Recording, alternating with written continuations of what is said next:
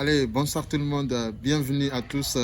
Nous voilà encore réunis autour de cette nouvelle vidéo portant sur les régimes politiques comparés. C'est autre cours que j'enseigne à l'université. Aujourd'hui, nous allons voir la suite de la première capsule que je vous ai déjà proposée portant sur les régimes autoritaires. Puis nous allons voir les types de régimes autoritaires qu'il y a. Et principalement, nous allons voir 4 types de régimes autoritaires. Et sans plus tarder, nous allons les aborder. Alors, comme premier type de régime autoritaire, il faudra retenir l'autoritarisme patrimonial. Ce modèle a été proposé par Max Weber, qui nous a expliqué que les dirigeants qui sont dans ce cas de figure vont mélanger leur propriété privée à celle publique. C'est-à-dire que le bien de l'État et celui de l'individu au pouvoir ne sont pas séparés, ne sont pas distingués.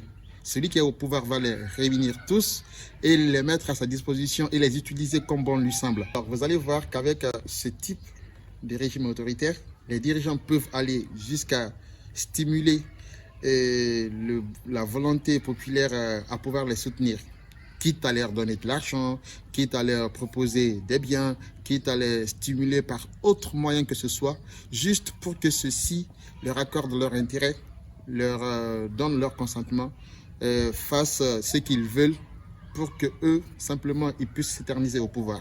Car l'objectif primordial de leur régime est bien cela, arriver à s'éterniser ou même à avoir plus de chances de durer. Alors, nous voilà arrivés à cet autre type de régime autoritaire. Le deuxième type qu'on a retenu, c'est bien l'oligarchie clientéliste. En quoi consiste cet autre régime autoritaire?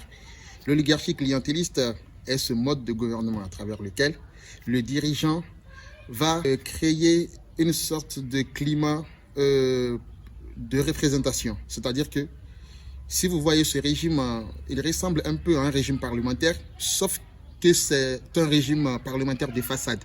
Parce que véritablement, les représentants qui se trouvent au sein de l'Assemblée ne sont pas là pour le peuple. Avec l'oligarchie clientéliste, on va juste limiter le jeu politique dans un cercle assez restreint des dirigeants. C'est-à-dire qu'on va juste prendre les personnes les plus aisées de l'État. La compétition électorale, s'il doit y avoir lieu, on ne donne pas la possibilité à tout le monde d'y participer.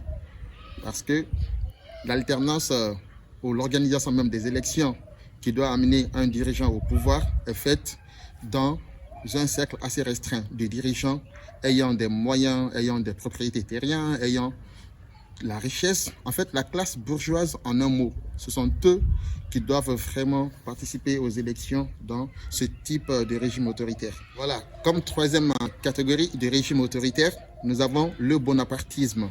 Le bonapartisme, comme vous pouvez déjà le constater, est tiré de l'appellation Bonaparte. Le dirigeant qui est là va régner de manière absolue sous un empire. Et il y a bien des caractéristiques à travers lesquelles on reconnaît un régime bonapartiste. Alors, le bonapartisme, comme nous pouvons le constater, est ce régime tiré de Napoléon Bonaparte qui, au XIXe siècle, a inspiré beaucoup d'autres dirigeants. Alors, ce régime, vous allez voir, il est autoritaire parce que c'est ce nom qu'on lui accorde par le fait que les dirigeants qui sont là sont vraiment des dirigeants qui n'associent pas tout le monde. Leur gestion est limitée à un cercle assez restreint de personnalités. Si ça ne se résume pas au monarque ou à l'empereur qui est là, ça se résumerait à cette catégorie de personnes ou un groupe de personnes bien déterminées qui va vraiment gérer le pouvoir et rendre compte au chef hiérarchique qui, en l'occurrence, est cet empereur ou ce monarque. Les chefs des régimes autoritaires qui pourront incarner le bonapartisme vont faire leur gestion suivant ce triptyque de doctrines, c'est-à-dire de doctrines à 3 étapes. Il y a une première qu'on appelle le charisme, il faudra l'avoir s'il faut appliquer le bonapartisme. Après ce charisme, il y a le nationalisme, c'est-à-dire qu'on met en place le caractère patriotique que l'on a en gestion de notre affaire publique. Et populisme, c'est-à-dire que on fait en sorte que tout le monde se voie concerné par la gestion de la chose publique. Mais ça, c'est juste une chose que l'on fait juste pour voiler la face et tromper un petit peu les gens. Parce qu'on sait déjà qu'en l'occurrence, c'est un seul ou un groupe de personnes qui gouvernent. Dernier type de régime autoritaire, nous avons celui-ci qu'on appelle la bureaucratie autoritaire. De cette bureaucratie autoritaire, on comprendra que le dirigeant qui est là au pouvoir va s'arranger de faire en sorte que tout le monde se voie concerné dans la gestion de la chose publique. Alors, vous allez comprendre que cette bureaucratie autoritaire présente deux variantes de gestion de la chose publique. Le dirigeant qui est là, à travers une approche conservateur, va essayer de partager le pouvoir.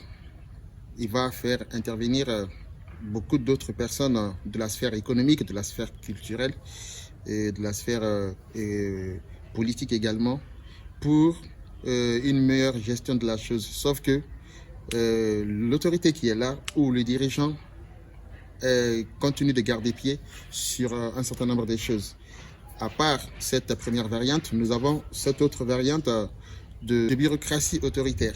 Celle-ci est progressiste parce qu'elle invite le dirigeant à associer pas mal d'autres sphères à la gestion de la chose, quitte à leur donner des moyens, à les doter de potentialités qui seront mises au service de sa pérennisation au pouvoir, qui seront mises au service de la tranquillité de son mandat, de la gestion aussi non dérangée de la chose publique.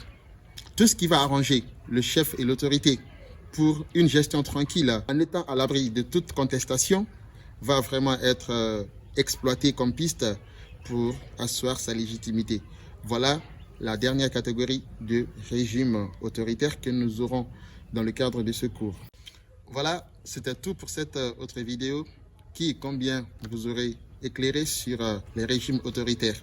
J'espère que ces éléments pourront être renchéris par d'autres recherches que vous ferez parallèlement. Alors, c'était tout pour aujourd'hui. Je vous remercie d'avoir suivi cette capsule et sur ce, je vous dis à très bientôt. Merci et au revoir.